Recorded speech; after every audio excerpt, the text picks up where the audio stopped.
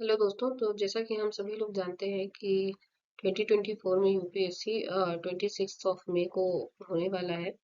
और साथ ही अभी सीएसआईआर एसओ और एएसओ की भी वैकेंसी आई हुई है, जो कि यूपीएससी यूपीएससी के ही फॉर्मेट में होगा लगभग, है ना। तो हम लोग जो है तो एक क्विक रिवीजन लेते हैं पॉलिटी के यूपीएससी प्रीलिम्स 2021 के क्वेश्चंस का। यहाँ पे मैंने 6 क्वेश्चंस ही देखे हैं। 6 क्वेश्चंस को ही हमने यहाँ पे सॉल्व किया है। अभी चलिए इसको आगे डिस्कस करते हैं। ओके।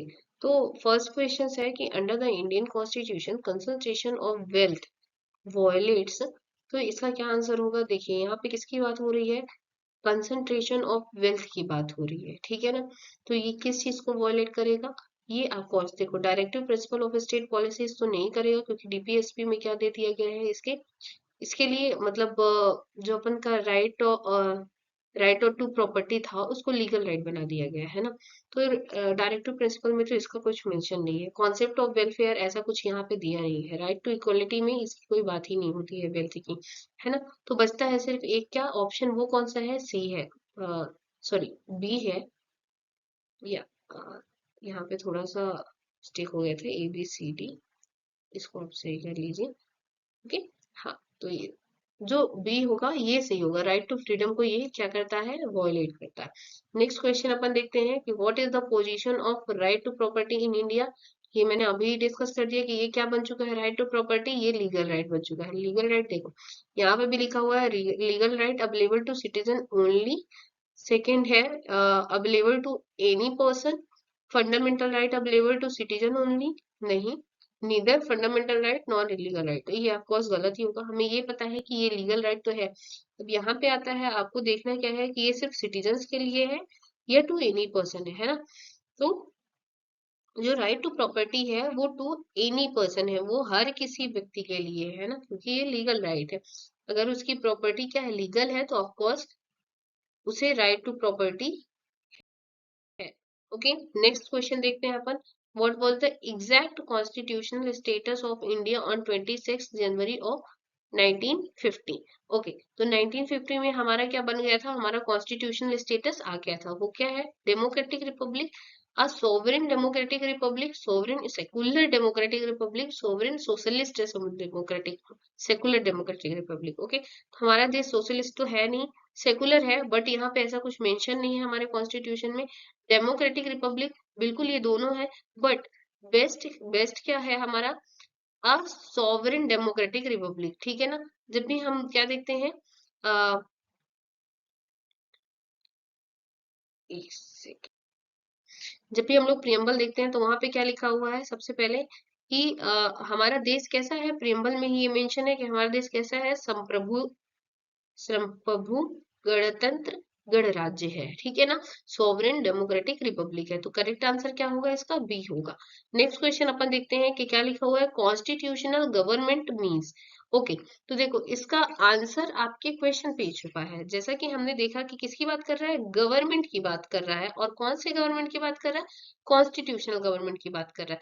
तो जैसे ही यहाँ पे एक प्रीफिक्स लग गया है कि कौन सा गवर्नमेंट? कॉन्स्टिट्यूशनल, तो ऑफ कोर्स जो गवर्नमेंट की लिमिटेशंस होंगी वो कितनी होंगी? कॉन्स्टिट्यूशनल की, कॉन्स्टिट्यूशन के हिसाब से होंगी। अब यहाँ पे हम लोग एक बार ऑप्शंस को देख लेते हैं। पहला ऑप्शन है a representative government of a nation with a federal structure, नहीं। The government whose head enjoy nominal power, ऐसा कुछ नहीं है। The government whose head enjoys nominal powers, ये दोनों ओके, ये दोनों रिपीट हो चुके हैं ऑप्शंस। और लास्ट है a government limited by the term of constitutions. Okay, that was the right answer. Next question अपन देखते हैं कि क्या लिखा हुआ है। Consider the following statement in respect of Bharat Ratna and Padmashri, Padma sorry Padma award. Okay, तो ये दोनों हमारे इंडिया के बहुत ही प्रेस्टिजियस अवार्ड्स हैं। ओके, अब फर्स्ट अपन देख लेते हैं क्या है। Bharat Ratna and Padma Awards are titled under the Article 18(1), 18 subclause 1 of the Constitution of India. नहीं, ये गलत है। Padma Award which were instituted in the year of 1954, yeah, that was right, were suspended only once. तो ये यहाँ पे गलत हो जाता है। ये पद्मा अवार्ड्स अभी तक 4 बार क्या हो चुके हैं, सस्पेंड हो चुके हैं। और मैं सिर्फ ईयर्स मेंशन कर देती हूँ, 1978, then 79, after that 1993 and then 1997। Okay, तो ये 4 बार पद्म अवार्ड क्या हो चुके हैं, सस्पेंड हो चुके हैं। ओके, लास्ट ऑप्शन क्या है, the number of Bharat Ratna awards is restricted to maximum of 5, ना 5 नहीं है, मैक्सिमम ऑफ 3 है। एक साल में 3 ही लोगों को भारत रत्न क्या किया जा सकता है, दिया जा सकता है। ओके, तो अब अपन करेक्ट ऑप्शंस देख लेते हैं, तो कौन कौन सा करेक्ट ऑप्शन है।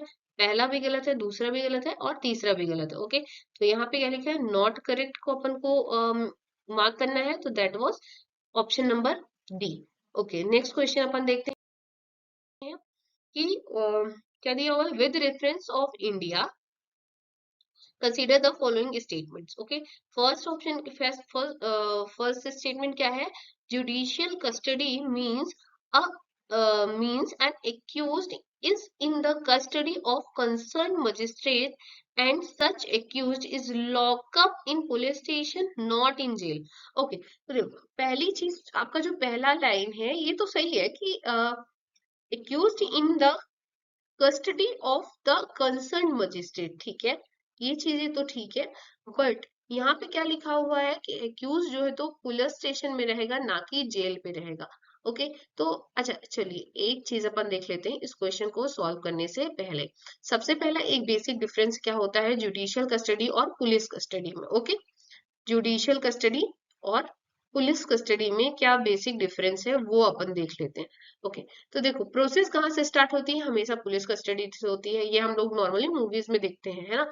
पुलिस आती है, किसी बंदे को पकड़ के ले जाती है, जिसे वो क्या मानती है, अपराधी मानती है। ठीक है, उसने एक बंदे को, मान लो कि ए पर्सन है, उसे उसने क्या किया, पुलिस ने अरेस्ट किया।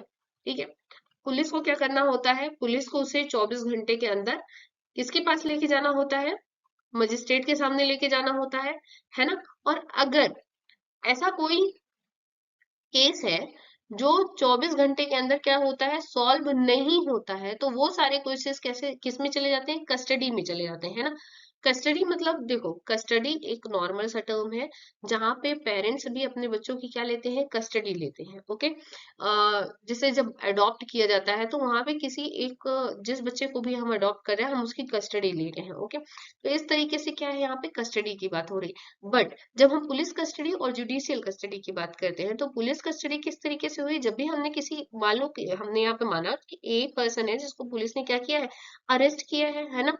क्योंकि ये 24 घंटे वाला मैटर है नहीं जो सॉल्व होगा, तो यहाँ पे पुलिस क्या करती है, पुलिस क्या करती है कि पुलिस मजिस्ट्रेट से क्या लेगी, परमिशन लेगी कि मुझे इस बंदे को, मुझे इस पर्सन को क्या करना है, अपनी कस्टडी में रखना है कुछ टाइम ऑफ, कुछ टाइम के लिए, कुछ टाइम ड्यूरेशन के लिए, जिससे कि हम क्या कर सके, इसके ऊपर जो लगे हुए आरोप है उसको प्रूफ कर सके, है ना। तो मजिस्ट्रेट क्या करती है, कुछ दिनों का इसे पुलिस को टाइम देती है।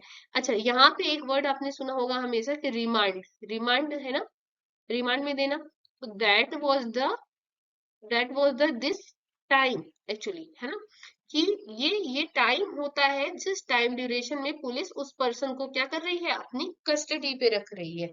तो ये मैक्सिमम कितने दिनों का हो सकता है, ये मैक्सिमम 15 डेज का हो सकता है। Okay, police custody maximum 15 days का हो सकता है। अब अगर 15 दिनों के बाद या फिर जो भी टाइम ड्यूरेशन दिया गया था पुलिस को, वो देने के बाद ये क्या करेगी, ये जुडिशियल के पास जाएगी, मजिस्ट्रेट के पास जाएगी और अपना पक्ष रखेगी, है ना। अब यहाँ पे अगर मजिस्ट्रेट को लगता है कि जो पर्सन था ए, है ना, इस पे अपराध है पर पूर्णतः सिद्ध नहीं हुए हैं या सिद्ध हो चुके हैं, जो भी है ना, तो अभी यहाँ पे इसको जुडिशियल कस्टडी की क्या है, आवश्यकता है। तो ये क्या करेगा, यहाँ से ये इसको सजा देगा, है ना, और इसे मिनिमम 60 डेज, मिनिमम 60 डेज और मैक्सिमम 90 डेज, मैक्सिमम 90 डेज के जुडिशियल कस्टडी में रखा जाता है। इस ड्यूरेशन पे क्या होगा, इस ड्यूरेशन में पुलिस और इवन ये जो पर्सन है ए, इन दोनों को ही क्या दिया जाता है, समय दिया जाता है कि दोनों अपने पक्ष को रखें। अगर यहाँ पे ये क्या हुआ, निर्दोष साबित हुआ तो उसे छोड़ दिया जाएगा, बट अगर गिल्टी साबित हुआ तो उसे जो है तो कुछ सालों की जो सजा दी जाती है वो दी जाएगी। ओके।